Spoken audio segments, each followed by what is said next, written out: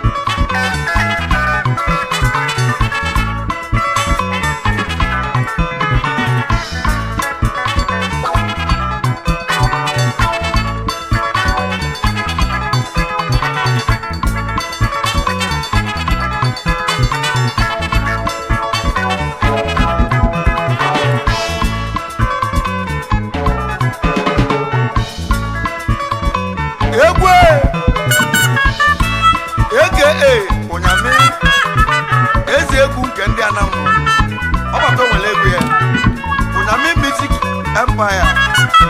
When you come and see music, you want to buy Wabavia. When you so lucky, you have tribute to Mr. Dr. Chi Chidokwe and Yakwa Obala Tuledibia. When you so lucky, you have Wabavia, when you so lucky, you have ice.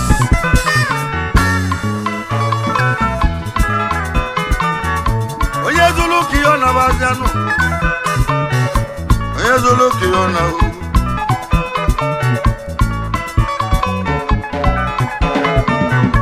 Egunne ti gambu bianu. Onye chedo ti onolo. Egunne ti loko. Awo mulo mumu anago. Monago mono.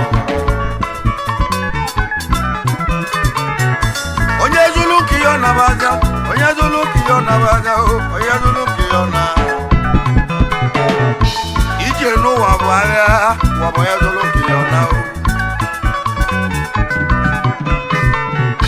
Onwe buwa na kosebu, nebeje buza, onwe buwa kosebu, onwe buloko bona. Iwe nebu ka nebu. Onyo melo nyanda la kwa obodo melo nyanda la kwa onwe lo ma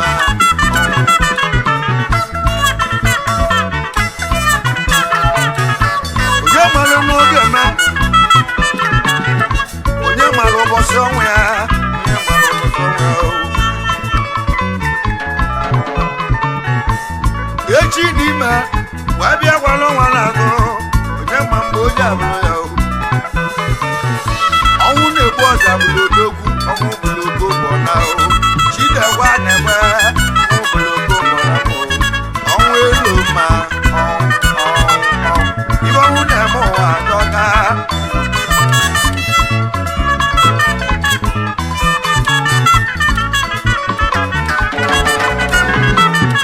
wo bo ezulu kiyo na bazenu wo ba ya oya zulu kiona wabaya oya zulu kiona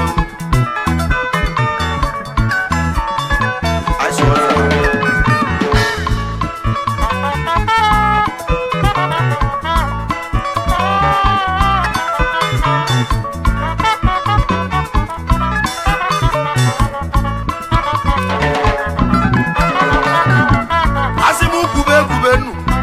nange kuwa boku onwu bozulu aromonna onyo melo nyade la ko awun bolo nwata kele awun bolo gbogbo na o ezienu no onwe nwere yi onwe nwere yi chacha onwe nwere yi wo ba bia o onye zolo ki ona o onye belo wa gana onye belo wa no gana o onye belo wa na na no so no na o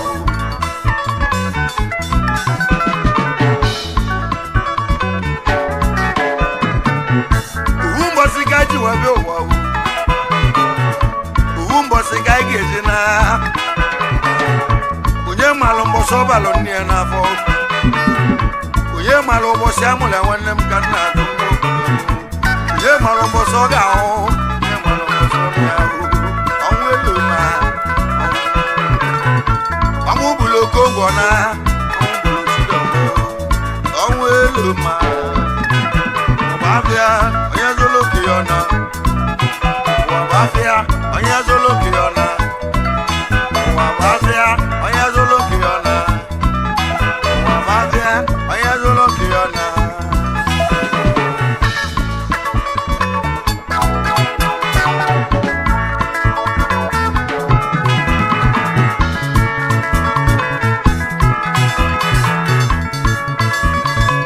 ice water.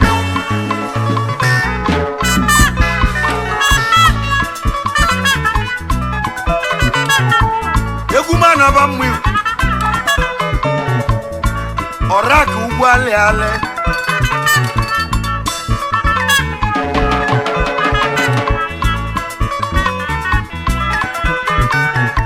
Egumana ba no mwi. Na mo.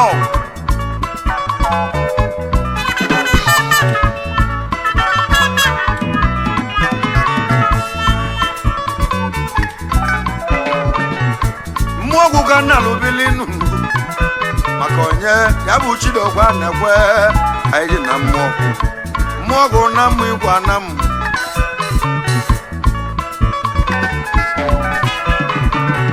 ibo mu melo wa doga awun bulu kongo na mu awun bulu chidogwe chief doctor chidogwe anigwe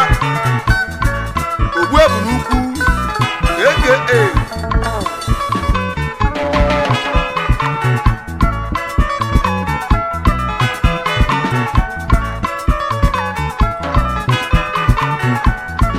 Ogwebi Chidokwe Anikwe Orimilianam Onya Bukwas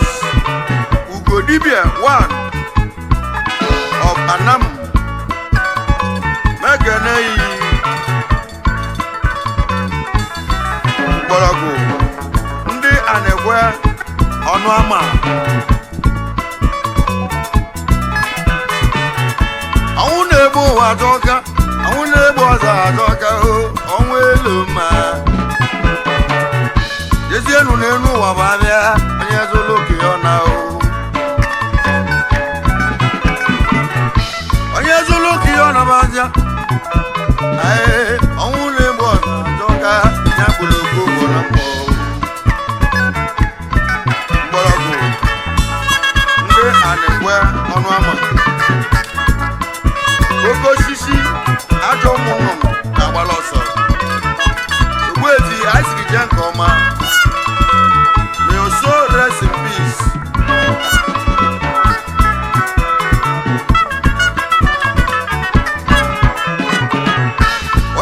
Kiona banja, oya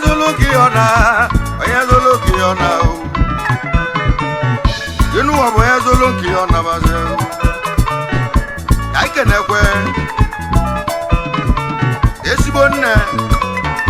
Muye chidokwe anekwe. Lady Elizabeth. Onigbo chidokwe anekwe. AKA Ona Igbo. Mambo Awamulamu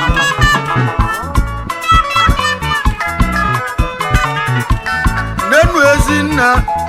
Ala nazo wao Musi ebezina Awu bulesi bodi Yakena wala wale Biko de la wao Igwe ni nezo Yabu esibone Yabu Elizabeth Ugozi egezigbo nne o Onigbo Chidokwe Anikwe Mama o Biko dela wa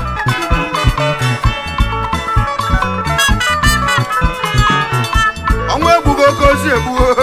Na-emechi ebuge Onwe ugbuloko gwọna Onwe ugbuloko gwọna mmụọ AKA Ona Igbo Uda Mambo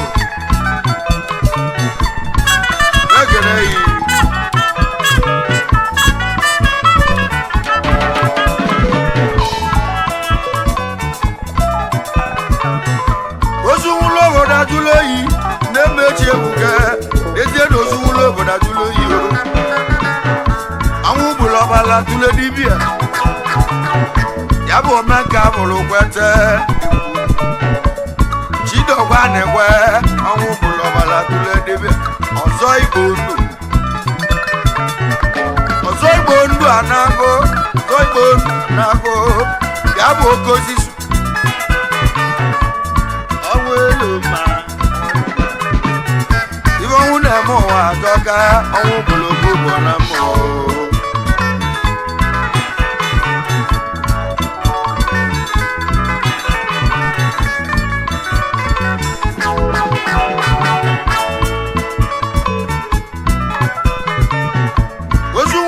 ajụla oyi n'ụwa ibe ọnwụ na-eme ụwa ajọka ka anyị kerekwe the first son Chief Mr. Patrick Anikwe anụ ehi agwụ 1 he is nwabụ nwanne m ọnwụ elu ma Machimeleze kwadebezi o Machimeleze kwadebezi ọnwụ gbuloko ogwu gị ọnwụ gbuloko ọla Chief Mr. Patrick Nwanekwe anụ ehi agwụ Machimeleze kwadebezi ọnwụ gbuloko ogwu ọla mmụọ nwa bụ egwu nneti ndị ahụ ụmụna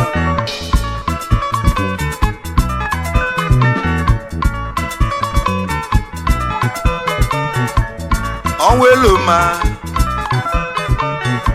ọnwụ egbu oke osi egbu ọnwụ egbughị oke osi egbu ebe ogwu na-egbu ndị egwu ọnwụ gburu fada ọnwụ gburu ụkọchukwu ọnwụ gburu bishọp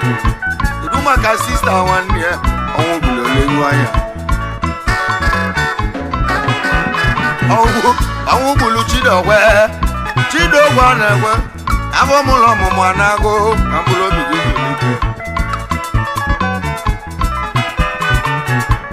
Chudi ezi oyi mee Chudi ezi oyi mụ ọnwụ gburu oke ogwu gị Chudi Nwanekwe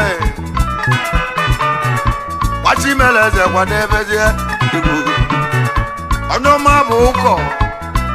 ụkọ nne ha Machimeleze na ogolobịa ogogogogo Machimeleze kwadebe Chudi nwanne m ahụ ọnwụ elu ma Machimeleze kwadebezie kedu maka Mrs. Christiana Chiezie Adanekwe Ọnụọma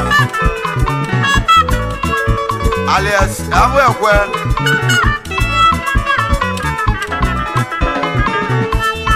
Adadi ọrịa mmanụ Adadi ọrịa mmanụ Iko dela akwa Adadi ọrịa mmanụ Mrs. Christiana kwadebezo abamụlọ ọmụmụ anago igwe niile eje n'ụzụ egwu m ga mba ụbịanụ ọnwụ ibe ọnwụ na-eme ụwa ajọga ọnwụ bụrụ iko ụgbọ na mmụọ ọra eziokwu ka nje nwere eke na hu ka nkene nwanne m ya bụ eji ike a na-ekwe ọnwụ bụli ọ na mmụọ ya bụ eji ike a na-ekwe nwanne m leti eji ike a na-ekwe egwu ka mbụlụ obi gị zụlụ ike na ndị okwe nọ ya dịla oge na mma ọnwụ elu mma ọnwụ na-egbu ọzọ azọ ga ọnwụ bụlụ ugbo na kedu maka oke ya bụ ebe oke dijital Machimeleze nụ ahụ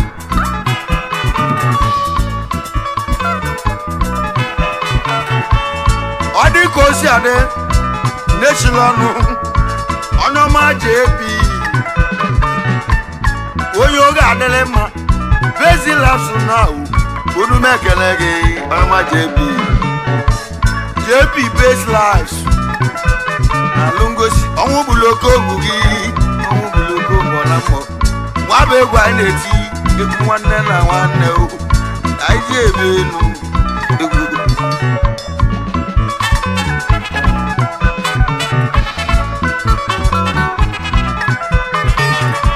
onye ọma Steven Odogwu Steven Nnamdi Onume ekene gị Wachimeleze anụ ahụ onye oge adịlị mma kedu maka injinia onye kachiwanle Wachimeleze na onye oge adịlị mma onye kachidokwa nekwe ọbọka na bụ ọbọka nchekwuo Ugochimeleze na nam na alụngozi Wachimeleze kwadebezi n'oge adịla oge na mma ọnwụ bụloko mgbu gị ọnwụ bụloko mgbu na mmụọ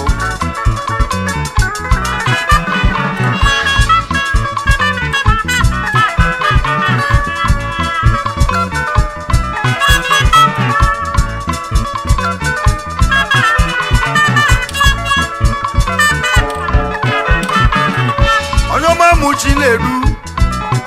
Anekwe onye oge adịlị mma onye oge adịlị mma Nwachidokwe ịbụ Chasmite Ugochimeleze na nwanyị Onume ekene gị Chasmite onye ọma mụ Chinedu biko gebeze na akwa igwe niile eje n'ụzọ igwe niile eje n'ụzọ kanje nwere ekene ahụ kanje ekene obeche ya bụ obeche na meke onye eze a na-asọrọ anya nke izizi na nam na alụngozi Onume ekene gị Ugochimeleze na nwanyị kedu maka mejọ Udeze nụ ahụ eze asụsụ elu Mejọ Onume ekene gị ọnwụ gburu Ogbuevi Chidokwe na-ekwe ọnwụ gburu na mmọnụ Onume ekene gị mejọ na alụngozi Onume ekene gị Pọlụ Ezioime Pọlụ nwanne amara eze a na-asọla anya Wachimeleze nụ ahụ Nnachili na-ekwe Orimili ọnwụ bụloko ngwọ na oge adịlị mmanụ Nnachili na-ekwe kwadebezie ọnwụ elu ma onye oge adịlị mma kedu maka Ụchọba Eze Chukwu ya bụ Adaegwe ọnwụ bụloko ngwọ na mbụ ya bụ ọbala tụle dibịa nago omenka bụ ya bụ Akaji mgbọrọ otule na bụ nke ọ na-akọ nke ọ dee n'udo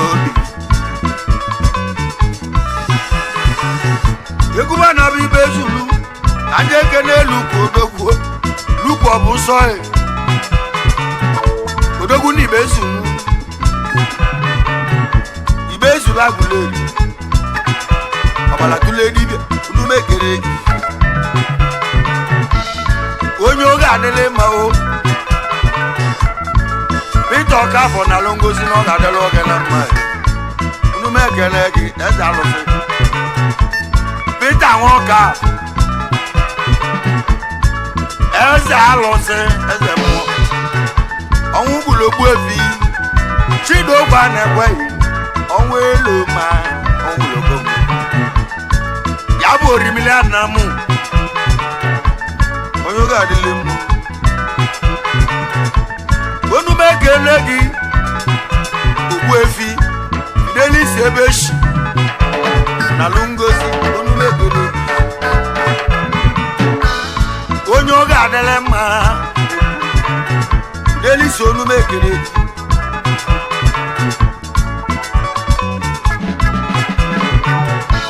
Okeke Chukwuemeka ọnwụ bụ ụgwọ dịzie nụ n'ọnwụ bụ ụgwọ ọnwụ bụrụ Chidokwe na-ekwe no ga dele mma amu iku go si jelo bia wa ibo hu na mo wa doka ezi enu na enu wa ba bia wa ba zo lo kiona onyo ga dele mma na mechi ebuga na mekere kedu maka His Royal Highness igwe ben watch your aka eze di ora mma one dezi anamu kisi mara ezo I can go chief apostle Okechukwu Okonwo yobala mu iku anam ogwevi ayekeneki egwu abu egwu ajagwa chidokwe anekwe na mu iku anam Maka Chief John Oduaka John Daga Abunwe Lutenna Ekeneyi Kaikenekwe Clement Okoye Akuna Takasi Ugwefi Ekeneyi Ozuwulo Bodajuloyi Ozuwulo Bodajuloyi Idi Maka Chief Sir Kennedy Moy Ibolo wa nanam Ekeneyi Onyo garele mai Nalungo so Kennedy Moy Anwu buloko ngona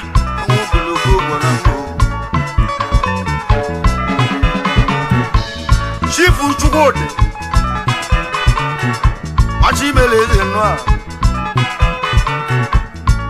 Chukwudi ekwenze Aju na-ebu ọra nwanne m Aju na-ebu ọra Anwụ buloko ngwọna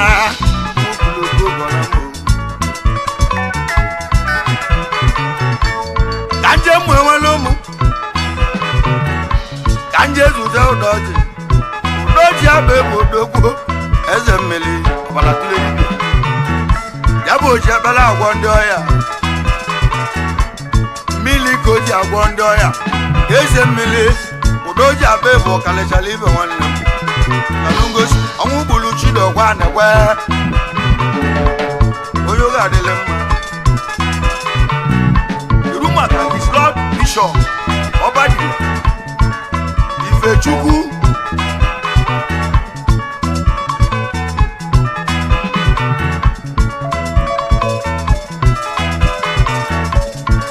Iru maka nekweze Mecca, oh good, priest and gold.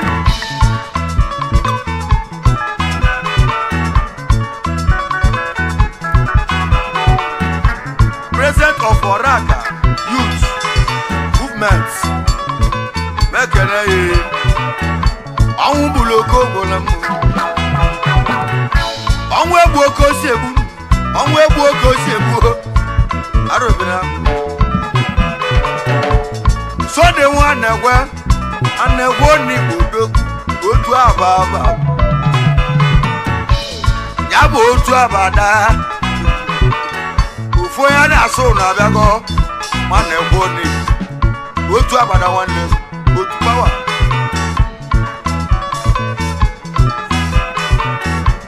Onyo ma modikpo to de na lo Odu mekere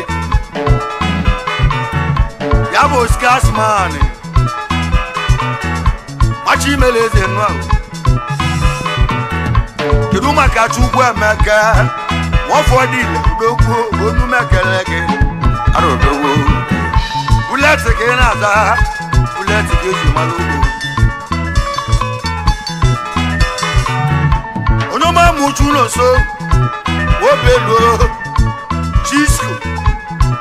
Ennairo Onu megere Chisco biko delagwa N'onwu buloko ngugi Onwu buloko ngwona Onwelo mmawu Onye malo ga-eme Chisco biko delagwa Ya bụ JB Osimo kele Onu megere Dauri Chinezi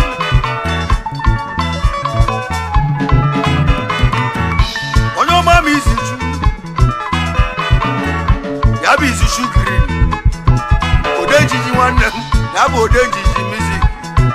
ọnụ na-eti egwu na mma ikwu ka isi eje ọnwụ na-egbu ọzọ adọka ọnwụ bụrụ okogbo na mgbo onye ọma mekene nwanna lụ nwanne m ahụ onu mekene gị ẹnna ló mọdù onye oge adịlị mma onye ọma o aloma ego mmiri aloma chukwu gozi ike na ezi oyi ma ike na nwa na-ebu machi imele eze na alụmgozi onu mekere gị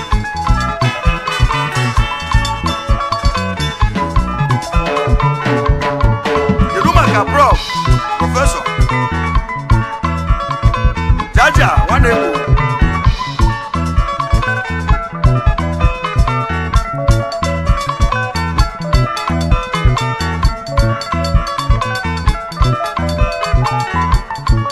kedu maka oribo nalo modebe awo born India onoma modi ni baku wa modebe ati mele do di back wodu mekere gi odi ga wo born India awi na chinti live in a chinti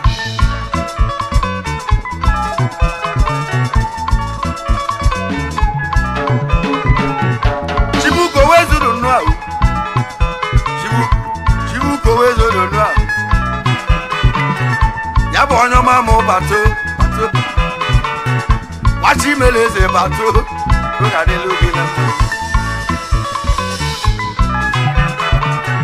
kedu maka iberiga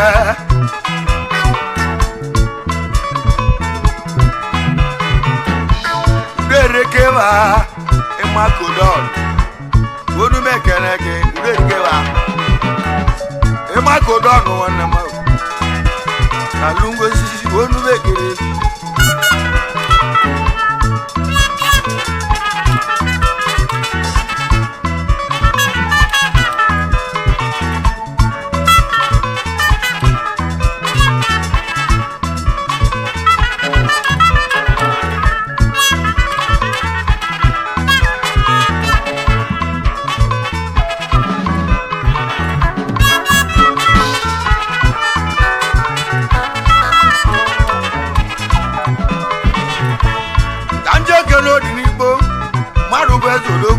ọnụ na-egwuli igbo nwanne m udagwa ndị odogwu na odenigbo station wachi imele eze nụ ahụ onu mekere gị udebechukwu gozie gị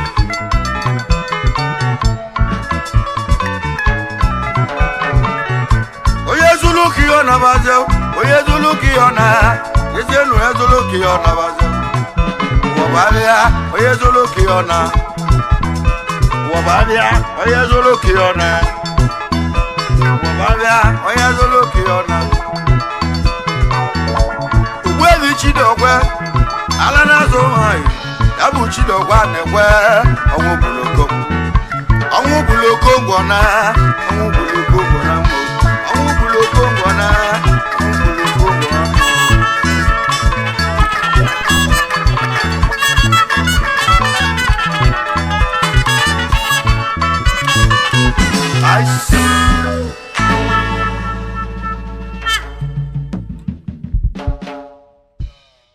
Please subscribe to this channel. Please subscribe. Please subscribe. Share this video. Subscribe to this channel. Tell your friends to subscribe to this channel. Subscribing to this channel is very, very free.